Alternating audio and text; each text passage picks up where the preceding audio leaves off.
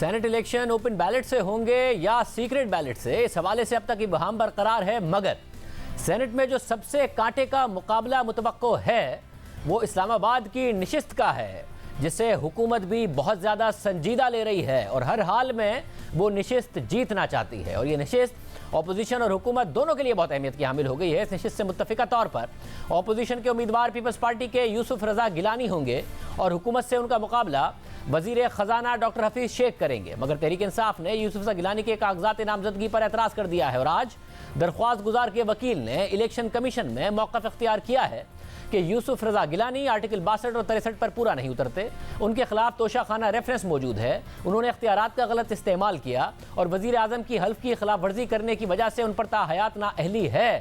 یوسف رضا گیلانی کو الیکشن لڑنے کی اجازت نہیں ہونی چاہیے، جس پر یوسف رضا گیلانی کے وکیل نے دلائل دیتے ہوئے کہا کہ جن کیسز پر عدالت کا فیصلہ نہیں آیا، مخالفین اسے جواز بنا رہے ہیں، یہ صرف میڈیا ٹرائل کے لیے کیا جا رہا ہے۔ وکیل صرف ان کیسز کا حوالہ دے رہے ہیں جو عدالتوں میں زیر التوا ہیں۔ کیس کا زیر التوا ہونے کا ہرگز مطلب نہیں کہ امیدوار کے کاغذات مسترد کیے جائیں۔ یوسف رضا گیلانی اپنی سزا پوری کر چکے، یوسف رضا گیلانی کی نااہلی 2017 میں ختم ہو چکی ہے، وہ اب الیکشن میں حصہ لے سکتے ہیں۔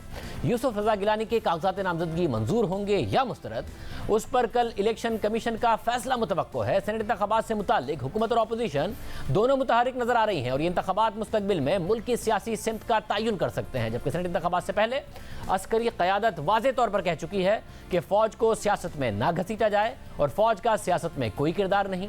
صرف یہی نہیں، اپوزیشن جماعتوں کو امید دلائی گئی ہے کہ سینٹ انتخابات میں اسٹیبلشمنٹ غیر جانبدار رہے گی، اور یہ امید کسی اور کی طرف سے نہیں بلکہ پیپلز پارٹی کی طرف سے دلائی گئی ہے، جو کہ خبر بتاتی ہے روزنامہ دی نیوز میں صحافی انصار عباسی کی۔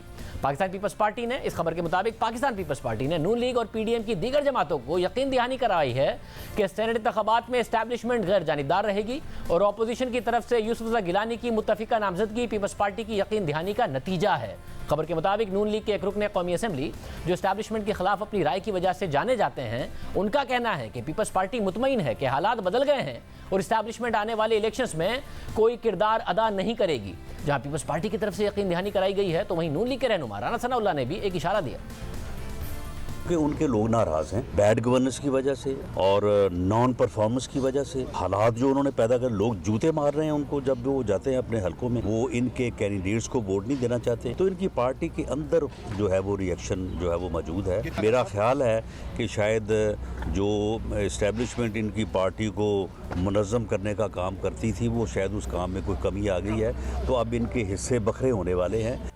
تو کیا اب اپوزیشن مطمئن ہو گئی ہے کہ اس کا مقابلہ براہ راست حکومت سے ہے؟ ہمارے ساتھ سابق وزیر اعظم شاہد خاقان عباسی صاحب موجود ہیں۔ بھائی صاحب بہت شکریہ۔ بھائی صاحب کیا درست ہے یہ بات کہ یوسف رضا گیلانی صاحب کا متفقہ کینڈیڈیٹ آنا اس بات کی نشانی ہے کہ اپوزیشن یا پیپلز پارٹی مطمئن ہے اور پیپلز پارٹی نے آپ لوگوں کو مطمئن کیا ہے کہ اسٹیبلشمنٹ کی طرف سے کوئی مداخلت نہیں ہوگی؟ نہیں، ایسی قطعاً کوئی بات نہیں ہے، یہ سب باتیں مفروضوں پر مبنی ہیں۔ یوسف رضا گیلانی صاحب کی جو نامزدگی ہے، یہ ہماری ڈسکشن ہوئی پیپلز پارٹی سے، اور یوسف رضا گیلانی صاحب شروع میں پنجاب سے الیکشن لڑنا چاہتے تھے، لیکن ان کو قائل کیا گیا کہ آپ یہاں سے لڑیں کیونکہ آپ سب سے مضبوط امیدوار یہاں پر ہو سکتے ہیں۔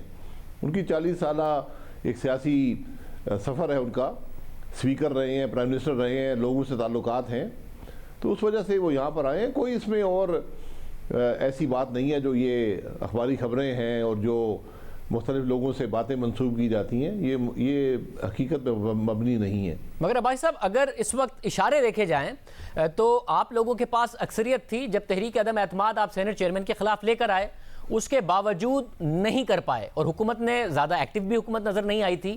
اس وقت وزیر اعظم ذاتی طور پر ایکٹیو ہوئے ہیں، سندھ کی قیادت سے الگ بات کر رہے ہیں، بلوچستان کی قیادت کو مطمئن کر رہے ہیں، سینٹ کے ٹکٹ واپس لے رہے ہیں، اتحادیوں سے الگ بات کر رہے ہیں، یوسف رضا گیلانی صاحب کے لیے کو ہرانے کے لیے حکمت عملی پر بات ہو رہی ہے، ان کے کاغذات چیلنج ہو رہے ہیں۔ تو آپ نے کیونکہ کہا تھا کہ D G I S P R کے بیان کے بعد کہ عملی طور پر چیز نظر آنی چاہیے، اگر عملی طور پر ایسا نہیں ہے تو وزیر اعظم اتنی محنت کرتے نظر آتے آپ کے خیال میں؟ دیکھیں، جو عدم اعتماد ہوا تھا چیئرمین سینٹ کا، اس میں اگر ایکٹیو نہیں تھے تو کس نے 14 سینیٹر خرید لیے؟ جب کھڑے کھانے پہ 64 تھے، اسمبلی میں آئے 64 تھے، ریزولوشن کے حق میں کھڑے ہوئے 64 تھے، ووٹ پڑے 50، پھر جا کے چائے پی تو 64 کے 64 تھے. تو یہ ایکٹیویٹی ہر قسم کی ہوتی ہے, جو نظر آتی ہے وہ نہیں ہوتی, جو ہوتی ہے وہ نظر نہیں آتی. مگر بھائی صاحب یہ آج بھی موجود ہے, آپ کو ابھی نظر آئے گی آہستہ آہستہ, یعنی اثرات آپ کو نظر آئیں گے. یعنی آپ کو ابھی بھی نہیں لگ رہا کہ آپ کا مقابلہ براہ راست حکومت سے ہے, اور یوسف رضا گیلانی صاحب کی جیت کی امید اسی لیے آپ لوگوں کو نہیں ہے کہ وہ جیت جائیں گے, کیونکہ اس وقت براہ راست مقابلہ حکومت سے ہو رہا ہے, حکومت اپنا طرف مینیج کر رہی ہے, آپ لوگوں کو اپنی طرف سے چیزیں مینیج کرنی ہیں؟ جی بالکل, ہم مینیج کریں گے, حکومت بھی مینیج کرے, اور اللہ کرے کہ یہ درست ہو کہ اس میں اسٹیبلشمنٹ ملوث نہیں ہوتی, تو یہ وہ اثرات نظر آ جائیں گے. یہ کوئی دیر کی بات نہیں ہے, اللہ کرے کہ نہ ہو. ماضی میں تو ایسے نہیں ہوا, لیکن چلیں اس الیکشن میں دیکھ لیتے ہیں, نہیں ہوتا تو بڑی اچھی بات ہے, یہ خوش آئند بات ہے.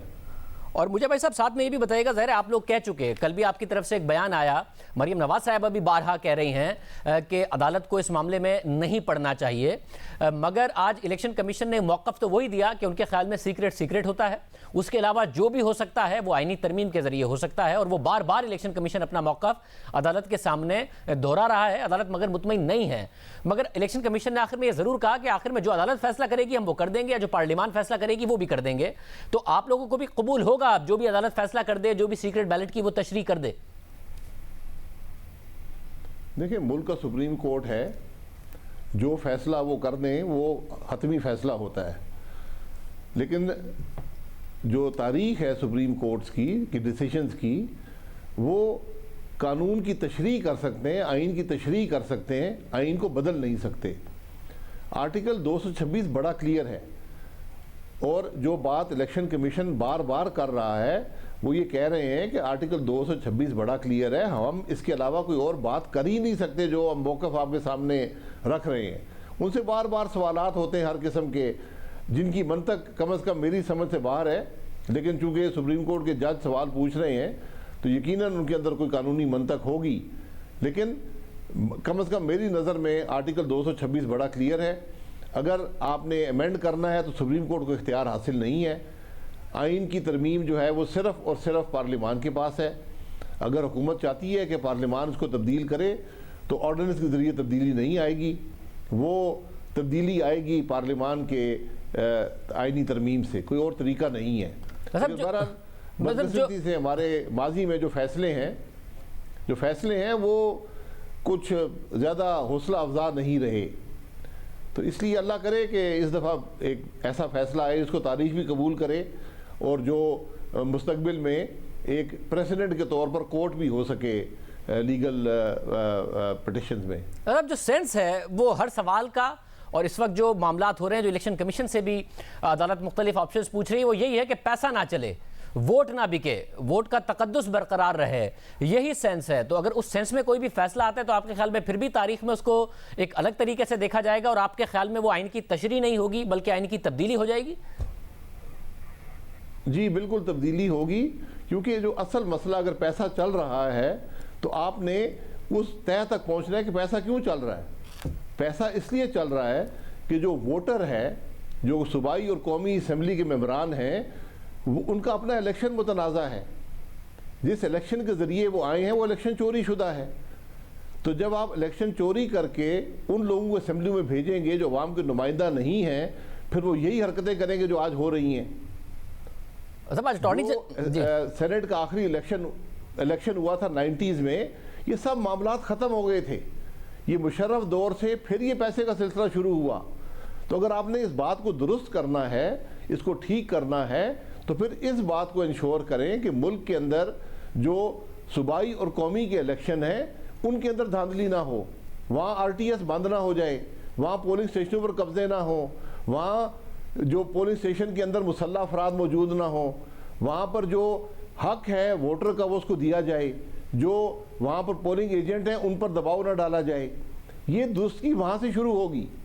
یہ درستگی جو ووٹ کی جو بیسک جو اس کا عنصر ہوتا ہے کہ ووٹ سیکرٹ ہوتا ہے, تو پھر آپ اگر اوپن کرنا ہے تو صوبائی قومی اسمبلی کے الیکشن بھی اوپن کر دیں, بلدیات کے الیکشن بھی اوپن کر دیں, یہ معاملات ختم ہو جائیں گے. لیکن یہ کہنا کہ ووٹ کے اوپر نام لکھ دیا جائے ووٹر کا, یہ دنیا میں کہیں نہیں ہوتا. مگر بھائی صاحب پاسبل نہیں ہے. آج اٹارنی جنرل نے نہیں ہوگا. آج اٹارنی جنرل نے بتایا عدالت کو کہ اسلام آباد میں جو پیسے کے بیگ لے کے لوگ گھوم رہے ہیں بھرے ہوئے, دبئی میں پیمنٹس کی بات ہو رہی ہے, لندن میں پیمنٹ کی بات ہو رہی ہے, 2018 کی ایک ویڈیو سامنے آ گئی ہے, تو پھر اس کا تدارک کیسے ہو, اس کو کیسے روکا جائے؟ وہ بیگ حکومت کے لوگ ہی لے کر پھر رہے ہوں گے, کیونکہ جو 2018 کی ویڈیو آئی ہے اس میں بھی سارے حکومت کے لوگ ہیں. آج حکومت کے پاس ISI کا ادارہ بھی ہے, IB کا ادارہ بھی ہے, ان کو استعمال کریں, یہ دیکھیں کہ کوئی ووٹ چوری نہ ہو, ہر چیز پتہ. اگر وہ کہہ رہے ہیں کہ لوگ پیسے لے کر پھر رہے ہیں تو ان لوگوں کو پکڑا جائے, ان کو عوام کے سامنے کیا جائے. یہ بڑی عجیب بات ہے کہ حکومت کی بے بسی نظر آ رہی ہے. حکومت کہ اپنے ووٹروں سے خائف ہے کہ ان کے ووٹر ان کو ووٹ نہیں دینا چاہتے, ان کے ووٹر ان کو امیدواروں کو ووٹ نہیں دینا چاہتے, اس بات سے خائف ہیں.